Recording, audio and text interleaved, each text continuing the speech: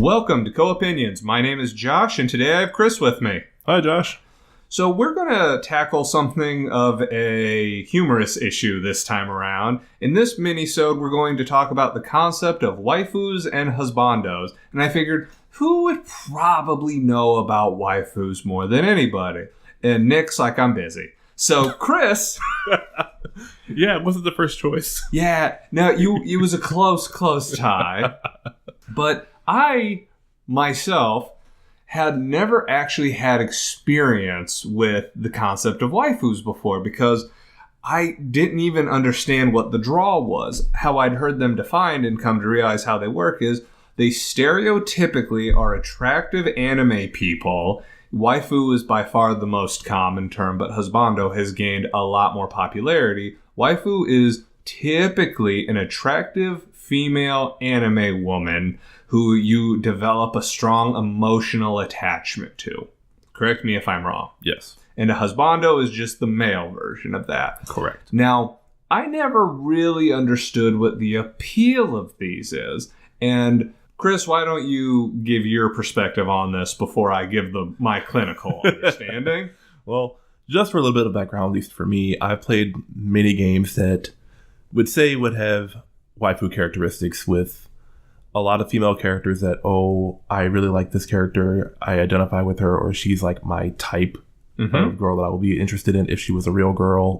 Also, a lot of games that have like the harem mechanic tied to it, where there's like lots of girls of various personality types, and you can kind of romance them, woo them. I would like a quick clarification. Harem in this context does not necessarily indicate sexual connotations. It just means you can have a variety of different types of women. That is a very good clarification, because instantly my thought was for the latter version. I did not think about the original meaning. Okay. And a lot of our listeners may not know that. Right, so that was an important... I'm not a pervert, I promise. I am, and that's why I wanted to clarify. But anyways. Yes. But yeah, I mean, there's been a lot of games where some games they have just like one or two female characters, but a lot of folks will strongly identify with them, like, she was like the perfect girl, or she was such an amazing character. And this is not saying that a waifu is a bad thing or a fetish thing or anything weird like that. It's just you have a deep appreciation for this character. And it's something about... So you actually overlapped with the clinical approach I was going to take, where this is a character who has been designed in such a way to not only be quote-unquote physically attractive, the way they're written can also evoke that empathy that causes them to resonate with you in a way that makes you go, I don't just think this person is useful or attractive. They also have a lot of traits that I personally find desirable, which I will then project upon them in such a way as to be like, I must protect this person. Or, depending on your personality type, I want this person to protect me or be bossed around by them. There's a whole slew of terms that I am not. So are you saying that you like the tsundere type? I do not, but I can think of at least a few people who might. That's not my jam, but see, and that was one, the tsundere, yes. There's tsundere and yandere, yes. And I can't keep them straight, but I know these are things. They are things. So that plays into the archetypes, for lack of a better term. Yes. Now, that is the appeal and what they are, but I had not encountered these for over 2.5 decades of my life. Like, I do not understand it. Even though I did play my fair share of RPGs, it never really resonated with me until I played the first Danganronpa game. Now, in Danganronpa, there is a sort of dating minigame aspect to it, where you gain a familiarity with the character. And turns out that Danganronpa was a real stark first experience for me to get familiar with this. Because, for those not familiar, characters die a lot in this series. So, while I might have been like, hey, this character is awesome, and I want, to be able to protect them and whatever, they could horrifically die or horrifically kill somebody and then die. And it's just not a great series to try to form an emotional attachment with the characters, because... Spoilers for the first Danganronpa game here, which I can spoil because Chris has played this. Yes, I have. The one I immediately was like, I want to know more about her. Was Asahina Aoi Asahina? Aoi Asahina. Yes. Hina. Or just Hina colloquially. Yeah. And I'm like, oh, I want to know more about her. Oh God, I hope she doesn't die. Oh God, I hope she doesn't die. And then that's because the game sets you up. I mean, yeah, there's multiple times. More spoilers. The first girl you talk to, Sayako, she's the type that starts hitting on you, and you're like, oh, I can form a bond with her. Let me hang out with her. Then the very first case, oh, damn it. Everything went wrong. Everything went wrong. So yeah, it was even worse because I ended up picking one of the girls who survived that game. So every episode I'm like, no, not her. No, not her. Like, not my sweet Hina. Well, if I can interject, just for me, for it sounds like you like jumped on the bandwagon early, like, oh, I like her. I want to make sure she's safe. I take a slow burn to warm up to like, oh yeah, she's my waifu. I wasn't like, Hina was definitely one for me, but I didn't really get to be like, oh yeah, I want to make sure she makes it until like halfway, 2/3 of the game. Well, that's because you got burned. This is true. I did because get burned. You were like, ooh, Sayako. Sayaka. Yeah. You're like, ooh. And then immediately it's like, oh no. So I think you got hurt and you didn't want to get hurt again. My heart was crushed. Right. So it's at this point, actually, I think I remember early on in our interactions, we were at a concert and I'm like, Chris, I finally know what waifu means. Yes. And you're like, do tell. I'm like, I encountered this person and I'm like, I like them. They're bubbly and they're friendly and I like them. And I didn't want them to die. And I was so worried they were going to die. And Chris is like, let me tell you about waifus. Oh, yeah. So since then, for the most part, I haven't had a lot of experience because, frankly, my gaming interests very rarely overlap into games in which waifus are significant. But the Danganronpa games all try to emphasize that. The third game did not have much of one for me, and you haven't played any but the first, so I'm not going to get into that. Thank you.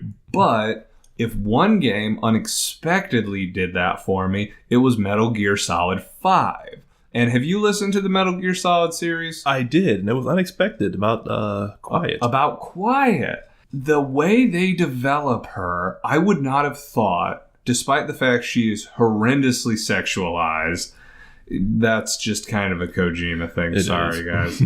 And despite that fact, I found myself really being invested in her development and where she was going, to the point where when she makes her heroic sacrifice near the end, if you guys haven't figured this out, this episode is all spoilers for the most part. Oh, yeah. So we'll get somebody to put a spoiler warning near the beginning of this. Anyways, so near the end, when she makes her heroic sacrifice to save Snake, I was legit bummed. Like, when I finished the game, I just kind of laid down on the couch. I'm like, I don't know what I'm going to do now. And it made me so sad. And that, but that spoke to how well, at least to me, that interaction developed. So I think I've actually suggested this game to people on the strength of the interactions, because God knows the first 3/4 of that story is garbage. But the interactions between Snake and Quiet and the last quarter of the story absolutely sold it for me. So that is my limited experience with it. Chris, why don't you go ahead and broaden our horizons? All right. So I have played quite a few games that would fall into this category one way or another. Mm-hmm. I know you mentioned Danganronpa. This actually is more of a trope that's more common toward the RPG genre, isn't it? Specifically JRPG. And just listing off games I can think of, the Persona series 3, 4, and 5 all feature that. Technically 1 and 2 also, but really 3, 4, and 5 because of the social sim aspect for social links, where you actually do interact with these characters and you can actually form romantic relationships with several of the women. If that's not waifu territory, I don't know what is. Other games I played include the Riviera series, Riviera the Promised Land, Jigdra Union, also the Luminous Arc series, which was just shy of being a harem game with having an RPG element side to it, whereas it's one lone guy with about 6 or 7 girls around him. And it could be worse. It could be like that game, Conception 2, something of the start, where you actually had to like. Yep, that was the point. You actually hooked up with the waifus and had kids, and then your kids would go on adventures. Would your kids then get waifus, or? Well, that's getting more into Fire Emblem territory. Okay. Fire Emblem Awakening. I'm sorry. That's what happens. I'm getting ahead. That's probably the best example, because in Fire Emblem you can establish relationships with all the guys, you can up with all the girls. Obviously not simultaneous, not an orgy fest between battles here. That's a different kind of game. Right. But you can have the parent characters hook up, and then their kids could hook up as well, but there are no grandkids in Awakening. It's likewise with Fates.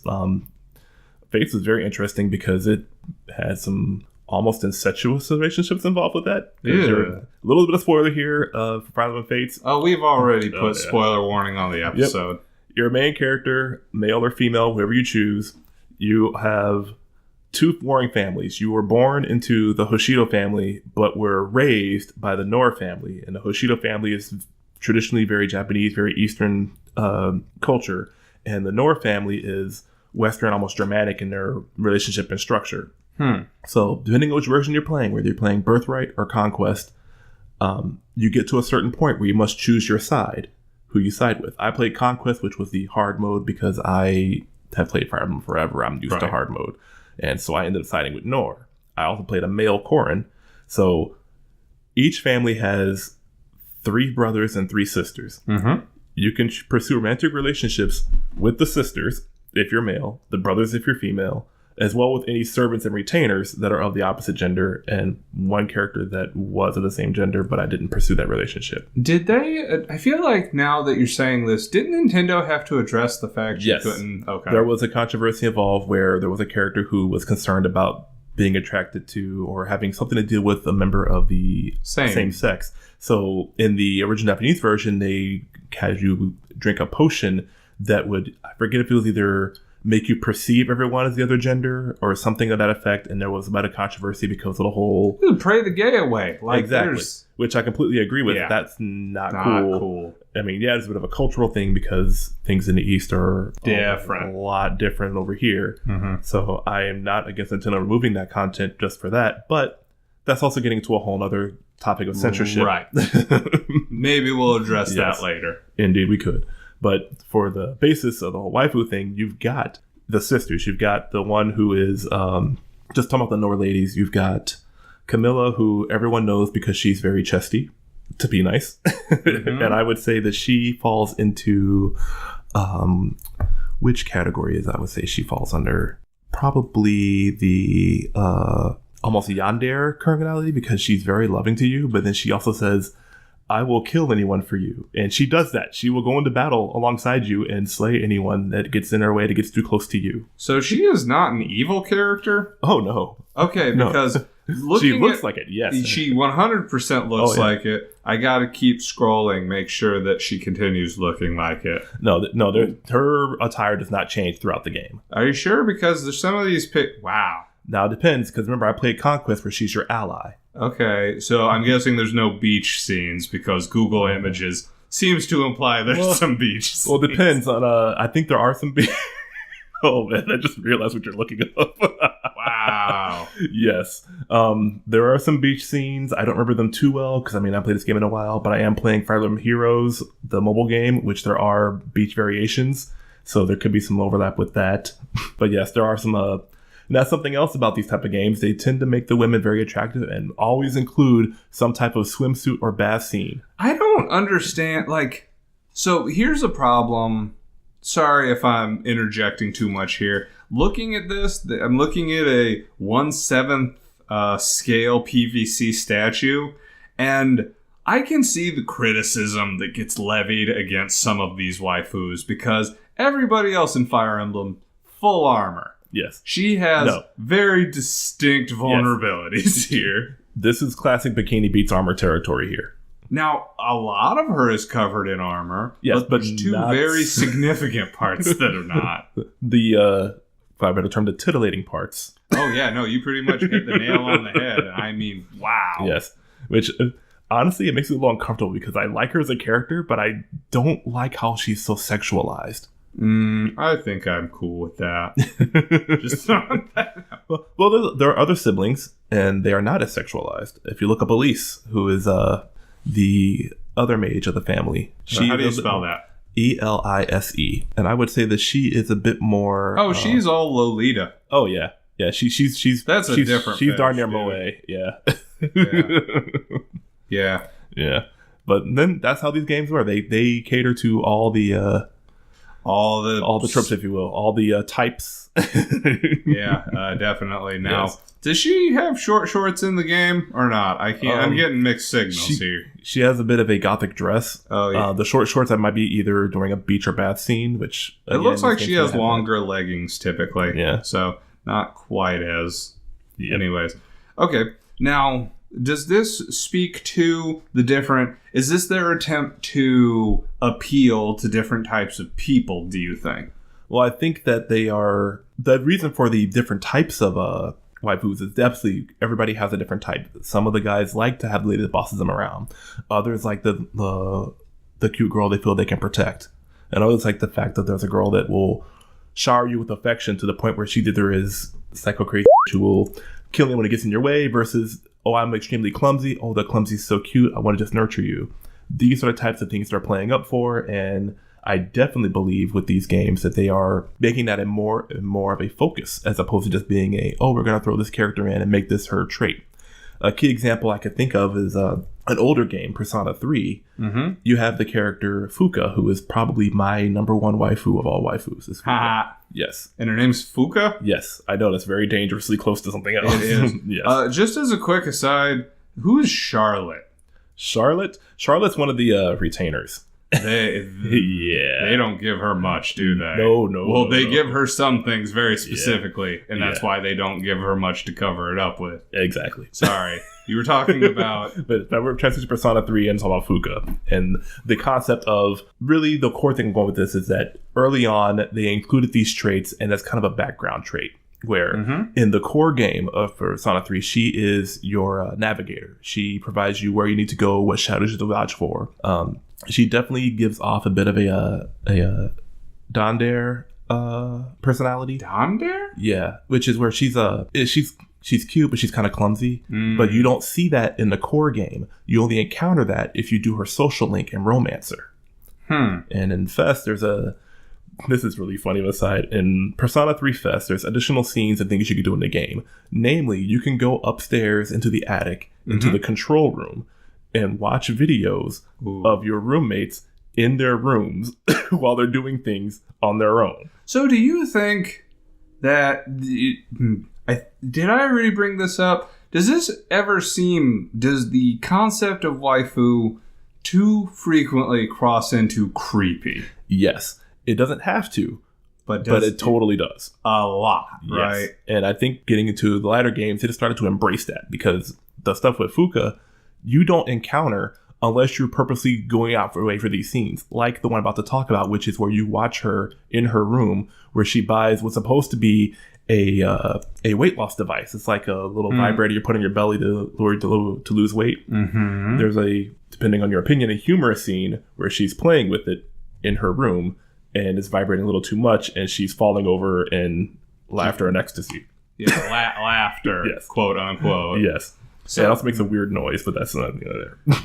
Compared to the latter games now, where they're going to bypass that. Oh, that's like her. If you romance her, you find an aspect of her. No, that's her personality from jump. That she is this cute, clumsy girl who's all over everything, and you should be desiring her to take care of her. Now, do you believe... Now, would you like to give some more examples, first off? Not necessarily, unless you want to go into examples of tsundere types, which I would say you might have encountered that. Who would you think is one in Danganronpa? Now, tsundere are ones that are they the ones that boss you around? Yep. But they boss you around, but they secretly care about you, yes, don't and you? They will... A key example would be Toko is a key example of that. See, I don't... So she is... but she doesn't really... She kind of cares about you once you develop her. Yes. Sure.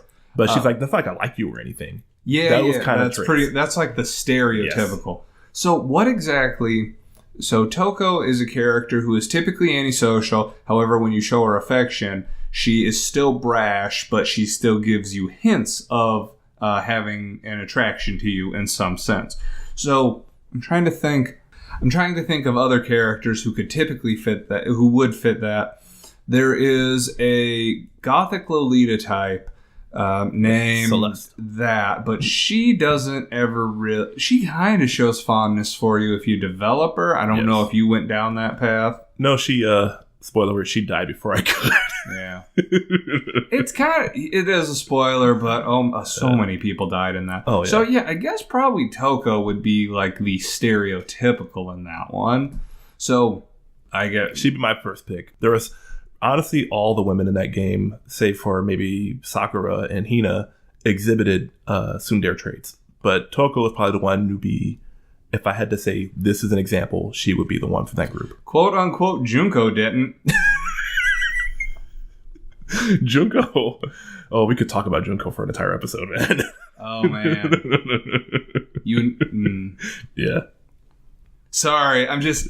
I know. Danganronpa. I know. The wheels start spinning, and I'm like, gotta move off of it. Yep. Anyways, so with more examples, or that should be good enough. Great. I would like to talk about some of the things about the concept about this that kind of gets to me, and this is where I'd like to develop the opinions a bit more.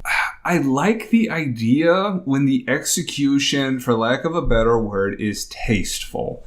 And that is such a fine line to walk. Absolutely. For example, in Danganronpa, there's a scene where Hina is very sad, and that made me sad because, I want to take care of this character. But she was also in her underwear, so I'm like, I'm getting mixed feelings about this. I know exactly that scene, and it's like, I mean, I get that she's sad and what happened, but do we have to have the panty shot? And I mean, it's like in your face, too. Oh, yeah, that's right. It's like, bam. So it kind of gives me mixed feelings because I'm like, on one hand, this does make me feel sad. On the other hand, I have a confusion. And that's when you know they're doing the waifu right, when you have a confusion. But is it right? That's what gets me. Is that I feel like, on one hand, I know why they're doing it, but I feel like they could still effectively develop the character without resorting to that. You're going to find an example of what I think is an excellently executed waifu in the second game. Okay. And I am super curious to hear your feedback on that because you will. She is developed in such a way that they never overly sexualize her. They never make her super dependent on you. But, yeah, real curious. So it's like the ideal woman. You hear those Danganronpa wheels spinning again? Oh, yeah. Yeah. There's a bit of a grind going. Yeah, it's grinded a million miles an hour. Then we have games where to develop your connection with your waifus or husbandos. Quick note, husbandos get woefully underrepresented in this spectrum. Very true. They need more games that appeal to people who want to woo dudes. But what about that... Dream Daddy? Yes, Dream Daddy. That game is at best an outlier, and the only reason that game got so widespread prevalence is because it was put out by Game Grumps. It wouldn't surprise me if there was a similar game out there somewhere. I'm sure that there's definitely some yaoi. Yes, yaoi and yuri. Yeah. Yep. The yaoi is with dudes, right? Correct. I'm sure there's games out there for that, but that is H game explicitly. I think there's also some degree of H in Dream Daddies, but I'm not positive. I haven't played it. I just know the context. I know the concept. I don't know the execution. Anyways, I think there needs to be more games where you can woo dudes and not just like woo them with both hands, if you know what I'm saying. Like an actual... But this needs to be for both males and females. First off, you can't even sexually seduce a lot of dudes in a lot of games. I'm not saying I want to, but I know there are people who do want to. And I feel bad they don't have the plethora of options that I do. One thing about that, you brought that up, reminds me of something that I really appreciated that they did and wish they would have continued, and they haven't. This is tied back into Persona because Persona 3 has a million versions. Mm-hmm. On the PlayStation Portable, they had Persona 3 Portable, which introduced a female variant of the protagonist. Huh. So you play the female protagonist, story plays out the same, except now the relationships are flipped. Instead of being able to date your female roommates, you can now date the male roommates, which was really nice. It was a way to chance to see, here's how the other half lives. So I'm not looking to go full-blown social justice on this one. I don't want this to spin off into a thing. Sure. What if you wanted to date chicks as a chick? What if you want to date dudes as a dude? Which is where I was really hoping they would go for it with Persona 4. But they did not. They hinted at it, but they didn't pull the trigger. Okay. Of the character Kanji. I don't know much you know about Persona 4. Kanji is a character who is a male. He is a bit confused because he's a teenager. He has I've heard about not this. Specifically masculine activities. Like his favorite hobby is working with textiles and knitting dolls. Mm-hmm. And there's another character, Naoto, that you encounter who is the detective prince, but he has a confusion about her because he's attracted to Naoto, not knowing that Naoto is actually a girl, because Naoto is passing as a boy at that point in the game. Again, spoilers, but not really, because of the whole being a detective and the whole concept of women are not as accepted as much in that game's culture and as a jab at Eastern culture in general. So she passes as a boy for most of the game until you do her dungeon and reveal that actually she's a female. Gotcha. Despite that, Kanji still has confusion because he's like, well, I liked you as a boy, but I shouldn't be liking boys. Now you're a girl. I like you, but should I be liking you because you're a girl? It was really handled as tastefully as possible for a game for that time. I was really expecting Persona 5 to up the ante with that and introduce either, not necessarily for just because, but to introduce a character that is either gender confused or identified as bisexual or something like that, where you could romance them as male or female, just as a way to progress that this is a new concept we're introducing, but they never really did. If anything, they kind of took a step back by introducing another set of gay pervert guys who follow you around the beaches. Yeah, it was in bad taste. And see, that's disappointing to me because, again, I'm not to, be super progressive. Anybody on the right must die.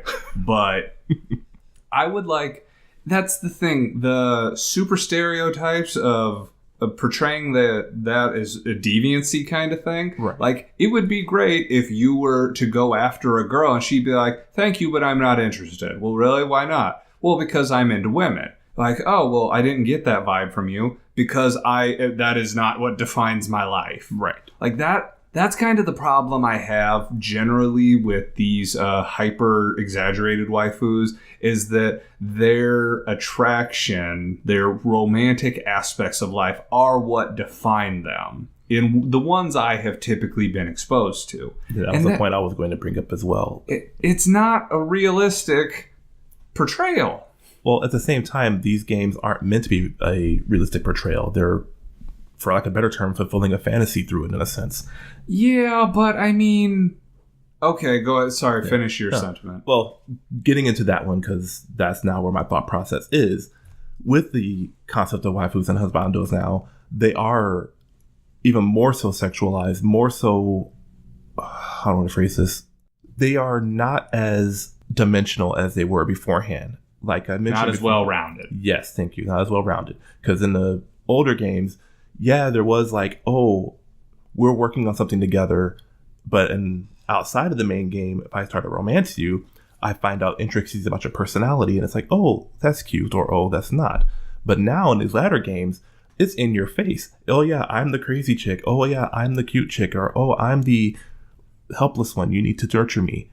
And rather than developing that through interacting with them, it just gets further and further characterized, almost one-dimensionally, to the point where you're not even a real person.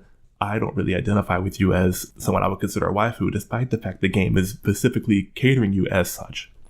And that is kind of a different fine line to toe, because let's say they create the most well-rounded individual that you can project these feelings of general attachment to. If they make it too realistic and be like, hey, we've spent a lot of time together and I'd like to, romantically pursue you in this game. And they're like, thanks, but I don't feel the same way. You're like, this is some BS. I get rejected in real life all the time. So you can't go too realistic, because otherwise, let's be 100% honest, you're going to miss a lot of those swings, son. That's just the nature of life. But on the other hand, it's also not realistic if it's like, hey, we've hung out for like 15 minutes. You want to go to my van? And she's like, you know it. So there is a middle ground. Yes. So to wrap this up, I want to ask you, husbando or waifu, how would you ideally design a husbando or waifu for a game? I would give them the traits. Mm-hmm. I would hint at those traits early on, but not put it in your face. Mm-hmm. Key example, the Dandere type, who is a bit of a clumsy. I wouldn't have her introduction scene be her running in, oh, I'm sorry, I'm late, and stumbling over and knocking over everything. But have her give off that, oh, I'm cute, I have some intricacies. As you learn more about me, you'll discover those kind of things. Mm-hmm. Honestly, a bigger thing for me is I would not make their attire appear hypersexualized. Not at first, at least. Exactly. Like Camilla. I mean, you see her pictures. Wow. Yeah. I would not have let that be her key character design. Man. I would have had a little more taste on that. Maybe have some more revealing attire if you do. I'm also not posting a picture of her, by the way, just letting you know. No, I would feel a little... Maybe I'll post a picture of her on my... No, my family sees that. Go look it up yourself. Yes. Sorry, go ahead. No, that's really much it. That I would not throw it out there so much, and I would definitely tone down the sensation of the character's appearance. If you want to go that route, have it be something that's done during the development of the relationship when you have, like, if you do a social link with them or you have to build up your relationship with them, then those things come into play. But if it's done that right from the outset, you set a preconceived notion, and that could either be favorable or, at least for me, unfavorable. See, now what I would do is I would do something that semi-railroads the character. Hear me out. Because how I always feel they do is they give you basically a harem, and they're like, pick the one that has the character trait that you want. What I would instead prefer is that before they only really give you one option, but that option is determined by a set of decisions you make earlier in the game. So depending on what choices you make, it shows that you're predisposed to a person who would have this kind of character traits. So if you choose to be more aggressive at this point, or you choose, like, let's say you find a kitten on the ground and it's obviously hungry, you can make the decision to leave it, feed it, or something else that would not that. Sorry, that's my fault. I love cats, but I mean, come on. It was in my head too, but I just chose not to go with it. Anyway, so the decisions you make, not necessarily in a tutorial-like fashion, but let's say it's a slice of life school sim game. So over the first few days, you move and you get to this new school. The decisions you make when interacting with your classmates or your teacher, you could potentially interact with these characters, but they don't really start steering you toward anybody, because what I would realistically like to see there is that there are characters who... I don't like the idea that any character will automatically fall for you. But I also think that if you don't reward the character with what they are going for, they are going to inherently dislike your game. So if you can create a game that aligns with what the character has shown a predisposition for and what you have, then it's not punishing the player if somebody who wouldn't be interested in you because of your personality does not have that interest in you. Have you played the Mass Effect series? No, because I don't want to. Because that's kind of how it goes with the relationship setups for your squad mates. So people can reject you in that game? I want to say yes, but I've always been more of a... suave individual? Yes. Yeah. But unlike... other games like Persona and whatnot, in Mass Effect, when you select your waifu and you're like, hey, I want to pursue a relationship with you, and they say yes, everyone else is locked off. Now, see, I don't necessarily think, and I won't get too much in it, that they should be locked off, but I think if they aren't locked off and you mess up, and you will mess up, oh yes, there absolutely. should be definite repercussions for that. Then I recommend Persona 3 because that happens. Okay. I think, no, that was a different Persona game. I remember one of the friends of the show linked me something where you just break somebody's heart in a Persona game. Yes. That might have been Persona 4, though. It could have been Persona 4. I know in Persona 3, at least for Fest, if you want to get the round 1 max social link run where you play the game once and you max out every social link, you have to break a girl's heart and then repair it later. And it's so bad because the girl's heart you break is Fuka. And every time I bought Fuka. So yeah, it hurt. So I would like to create a situation in which waifus can turn you down, but the waifu that based on your decisions you would be most interested in typically. Now this could have the drawback of where the game's decisions don't line up with the actual waifu you're interested in. I've seen games where it's gone off the rails like this, so it would be a very careful balancing act. I'm not going to lie about that. I really want to say Mass Effect did that. 1 or 2 had that effect where, I mean, it had the lockout thing, but depending on your choices and whatnot, you would say, hey, do you want to go? And they're like, no, I'm good, thanks. Yeah, that's the thing. Like, I want something semi-realistic, but not so realistic. It's like, why am I playing a video game? I can spend $40 on a date that goes nowhere in real life. And not waste 30 hours on it. Right. Lord. But anyways, that's my opinion. Do you have anything else on this topic? No, they pretty much covered it for me. Okay. I thought this was a pretty good investigative look without being purely exploitive. What do you think? I definitely think so. Wonderful. Although we have some explanation in there for those that are interested. Definitely. Still not putting that picture up, though. No. No. But anyways, until next time, Chris, thank you very much for coming on. Thank you for having me, Josh. And until next time, my name is Josh, and this is Co-Opinions.